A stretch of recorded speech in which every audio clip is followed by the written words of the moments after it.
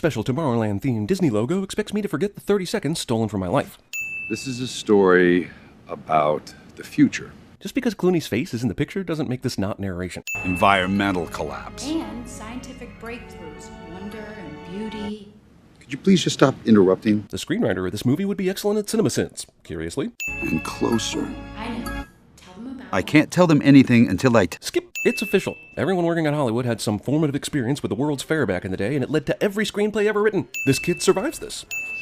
How would your jetpack make the world a better place? Can't it just be fun? Okay, first of all, that this judge can't see the practical implementations of a working jetpack. Second of all, that this kid who invented it can't describe one practical application of a personal flying machine. Who are you? I'm the future, Frank Walker. That is not an acceptable answer to anyone not living inside a movie. Why the f*** is there an empty-ass boat floating down the water here? Is that the rescue boat, in case the one in front gets attacked by the communists? Also, good to see 1960s World's Fair security is roughly equivalent to modern-day security at a 49ers game. Helmets are hung at a height just so this ride will injure little kids. I think Roald Dahl designed this transport. Well, I guess falling is no longer a concern in this realm, eh? Robot accidentally turns this kid into the Rocketeer for 2 seconds. Kid falling to his death stops to admire the view.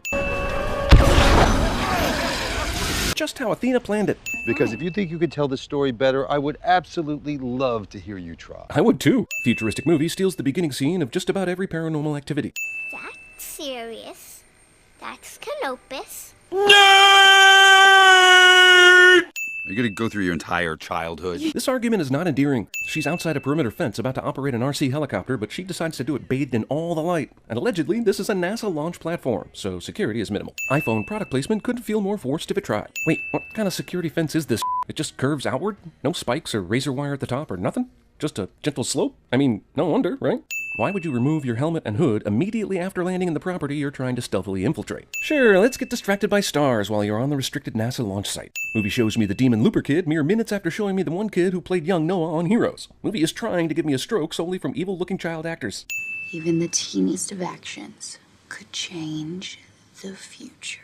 Well, Ashton Kutcher from Butterfly Effect believes you, but Bruce Willis from 12 Monkeys does not. And I'm gonna have to go, oh shit.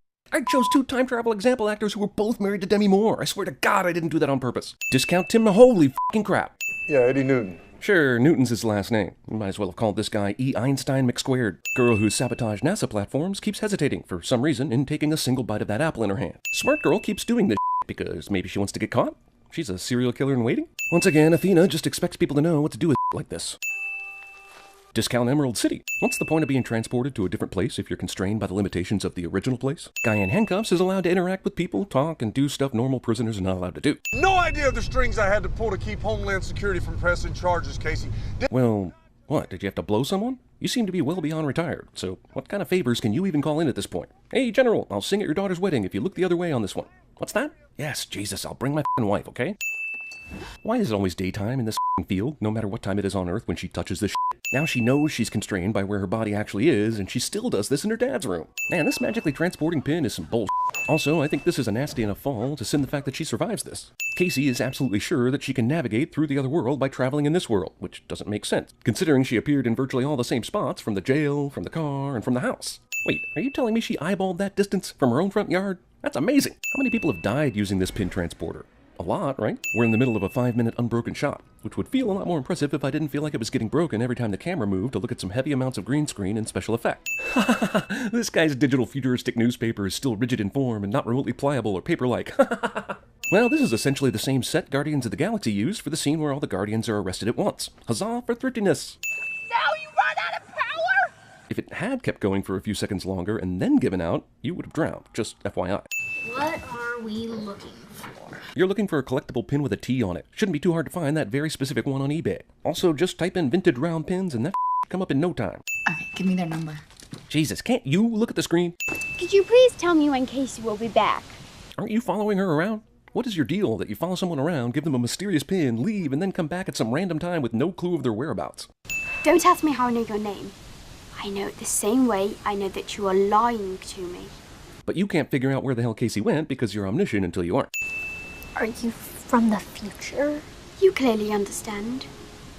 So why aren't you telling me what I need to know? Because up until now you've been creepy and showed no evidence you were some sort of future girl until you told Nathan his name? You're a robot. Logic already. Casey goes looking for information about a future teleportation pin at a store dedicated to a largely forgettable Brendan Fraser movie. I see you, Luke Skywalker uniform blatantly placed in the background, and I'm not gonna fall for your subliminal bullshit. Brad Bird manages to pimp the Iron Giant in his expensive Disney movie. Now I really want to watch the Iron Giant as opposed to this. This movie's true comic geek nerd expert hides in his geek shop behind Star Trek doors that are musically linked to Star Wars music, and which look like a robot's vagina. It's 10:30 in the morning, and I'm honestly surprised Casey is up and at 'em this early, and that the nerdy geek store is open and its employees are even awake. I saw that you were looking for one online. Where did you get it? Wait a minute, you mean you found a store that was merely looking for this pin, as opposed to actually selling them? Is that how eBay works? Why would you go to this store for information anyway? Does their need imply transportation knowledge? People this serious about finding a collectible pin run a small store in Houston and hope people see their one ad on eBay. Also, this movie just jumped the Men in Black. Athena Ex Machina. Also, how the f*** did she get here in time? She's not using any kind of futuristic transport to get from Cape Canaveral to Houston in 10 minutes. And yeah, she can run really fast, but not like Florida to Texas to save somebody fast. What just happened? Well, you got a ridiculous bloody nose that no previous scene even hinted at. That's what happened. And I do wish you hadn't run off before I had a chance to give you some rather necessary context. Are you serious? Is this how future pin exchanges work? Let's just give this girl a transporting pin while she's locked up in jail, leave no notes, and expect her to just wait around for a mysterious person they do not know exists to come by and explain it to them? How often does that work? In what world can someone reach the brake from the passenger side, especially when they're like 5'3"? Once again, movie driver apparently can't see a goddamn person walking across the street and just plows right into them. Fucking Texas, man. Luckily, no one is around to see these 3 cops get vaporized right after the store exploded. There just isn't anyone who's curious in the city of Houston. Tell him we found the girl. In what world have you found the girl? You found evidence of the girl, but you have no clue where she went after that. Hold on. Recruitment for what? I'm not allowed to answer that. Well, that's convenient for the movie's plot, considering all the crap you've already told her. So far, we're about an hour in, and we're still pretty much in the dark about what the f*** is going on in this movie. They've been driving a stolen truck for a really long time, and absolutely no cops have pulled them over for that or the smashed windshield. Also, does this girl have, like, tons of money stashed away to go on huge road trips like this? Casey, I know you have no reason to trust me. I know you have no reason to trust me, so you should trust me, cliché. The audience should now care about the memories of a robot girl who once played that paper-choosing game with Frank. Terrified girl somehow has the wherewithal to notice that this dog isn't leaving paw prints. I mean, I know she's a genius, but that is some crazy to notice. Hot digital dog! This guy, who has a hologram guard dog and a thing that knocks you the f*** out when you're at his door, doesn't have any other security beyond that when it comes to his secret satellite hoarding place. Only when Casey sets the tractor on fire does this guy's security wake up again. And that is an oddly specific reason for the alarm to go off when she's been walking all over the property. That's a pretty f***ing good fire extinguisher he's invented and not shared with the world. What a dick. The next couple of minutes of film will be brought to you by hologram technology. I mean, he has a hologram guard dog that looks real, for Christ's sake. Couldn't he just have something like that to play his home movies? Well, I'd make a quip about this clock timer countdown thing being ripped off from Lost, except Lindelof actually wrote this script, so I think whatever statement I make about it would need to include the words self and plagiarism. Oh look, he has a secret way in. He just waited forever to use it for some reason. Let's accept that there is a world where I know with absolute certainty the exact time of your death. It seems like this movie should have been sliding into the end of its first act right about here. Instead, they wasted 15 minutes on these two interrupting each other about how the story should be told and another 45 on confusing future pin technology before they finally got here. Shutters are wired to go down one by one, and not all at the same time, so people starting on one side of the house still actually have a chance to break in after the button is pushed. I'd like to point out that by merely making these hunter people robots instead of humans, the film was able to get away with violently stabbing one of them to death in the chest and ripping one's head clean off without it affecting the MPA's rating. Whoa, you mean this one area of the house has magnets? That's amazing. Are you saying she didn't hit him enough times with the bat to keep him from doing this? And Frank, who's experienced with these robots, literally said that's enough. But whatever, sometimes an action sequence just needs some bullshit tension. We're actually prepared for that! I know, right? And somehow not prepared for the old flaming tractor routine you used to sneak inside. My hat! Leave it! No, I can't go without it! Having a lucky something you can't live without. Oh good, Athena's back. Why did she leave again? Did she have to go do research on the One Ring? Move over. You know, I think this movie missed a real opportunity right at this moment to turn this thing into a road trip film. Think about it. A cranky old inventor, a plucky teenage girl, and a sarcastic child robot, all in a crappy pickup driving from one coast to another. Imagine the wacky adventures they'd have. Wait, are they just gonna let the girl robot that is obviously 10 years old drive the truck in broad daylight? Like, no one's gonna see that and report it? You still think you're recruiting, don't you? 50 minutes until the credits, and we're still in the dark about what this movie is about. We need to get to the spectacle. Spectacle? This isn't the pronoun game, but it's the pronoun game, and it's expositionally pissing me off. Do I have to explain everything? Can't you just be amazed and move on? The movie speaks directly to the audience. There's Coke in the fridge. You haven't been here in more than 25 years, according to this movie. I think both the fridge and the Coke are well past their time. She stole the Coke intended for Frank, and he just carries on like he, too, did not lose 90% of his blood sugar in the trip. And even if he has experience with this, it was 40 years ago. Dude should be doubled over in a Coke-needing fetal position right now. They were a part of all this? Eiffel, Jules Verne, Tesla, and Mr. Edison.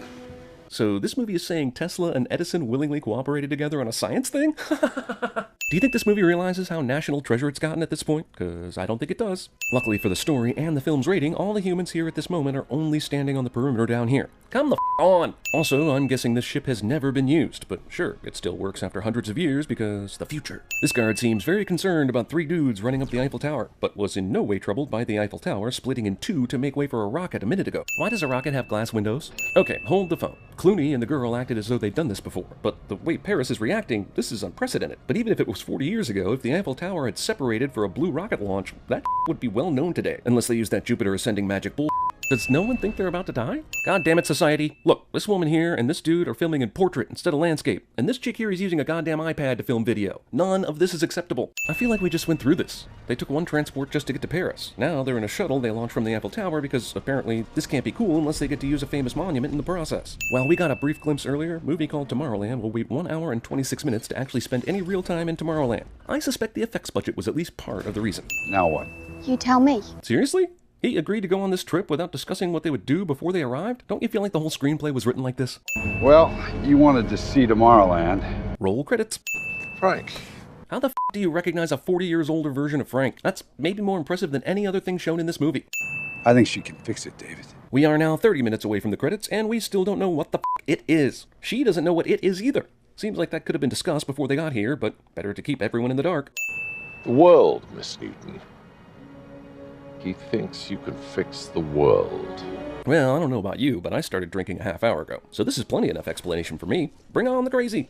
What are those? Flashes of future. We got him on loan from Contact. Impressed? Futuristic monitor station is basically Cerebro. You trained her, obviously. I just met her yesterday. She knows how things work. It's amazing how unearned this feels. We saw her sabotage a NASA launching pad, and she asks questions at school, but nothing so far to show that she really knows how things work. This is 3 days ago. Maybe if you adjust some books in Morse code, you'll be able to tell your past self not to go. Wow, I almost believe these people are standing on a floating platform above a flooded neighborhood. Except it looks fake as shit. We're not going to die. This is your world, not ours. So it's now I've got to ask, why did that virtual reality advertisement that she walked through an hour ago require her to find a real-world location to experience it? These people, they're driven by savagery. Bad guy in a sci-fi movie looks upon all humans as savages cliché. Apparently your 1/10,000th variable in the inevitability wasn't convincing enough to change his mind. Movie is hammering that slim chance can make a big difference thing hard, which means it's the Horton Hears a Who of time-traveling movies. You really are special. Well, as long as there's a reason for it. Wait, there's no reason for it? Nor an explanation? Well, okay then. You can't just zap. Well, you knew a movie with Dr. House in it was going to have a Dr. House aha moment. When I touched this thing, for a few minutes, it felt like anything was possible, so then why can't the opposite happen? What if the monitor is just a giant pin? Okay, I'm just going to ask my cat Wallace to take it from here, because this movie has completely bewildered me with nonsense.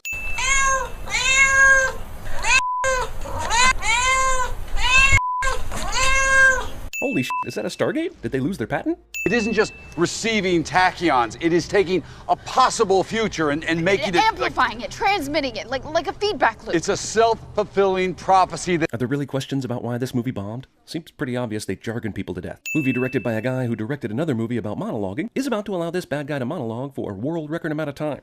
Bees and butterflies start to disappear.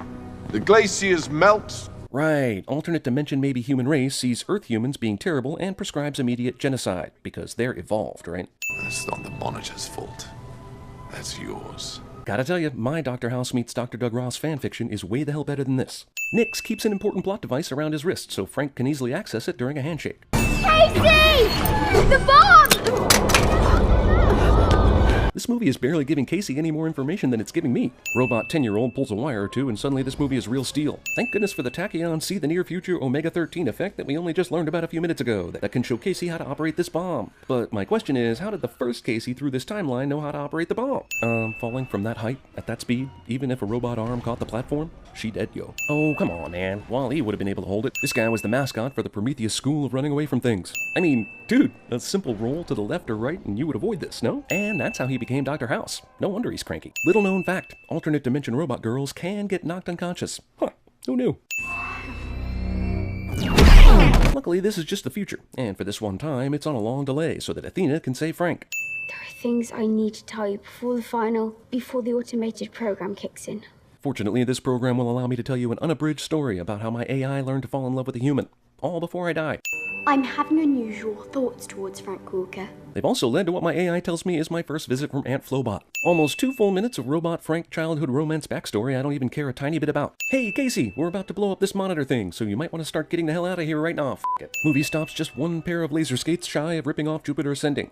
On screen this time. Well, Athena just blew up Epcot. I knew Disney would be the cause of their own downfall. I just didn't know how. Oh, bollocks. Wait, Casey managed to run away from that? Not bloody likely.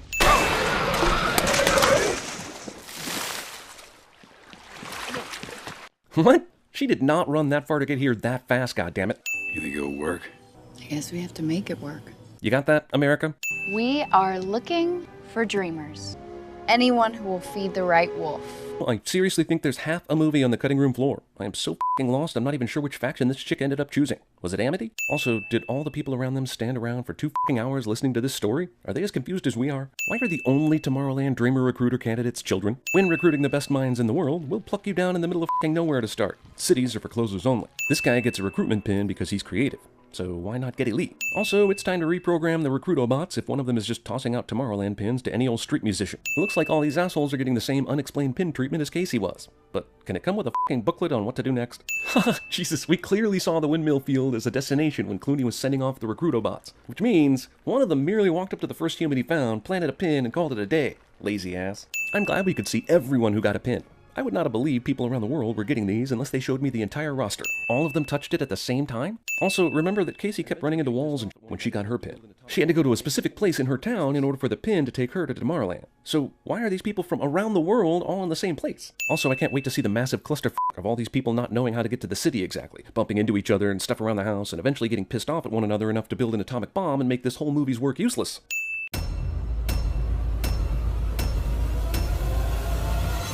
Remember this?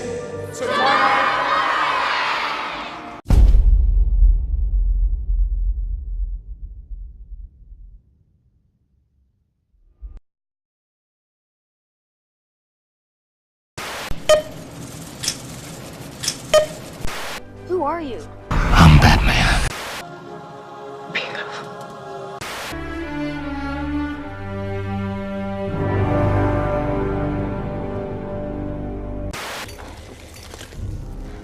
Just a flesh wound.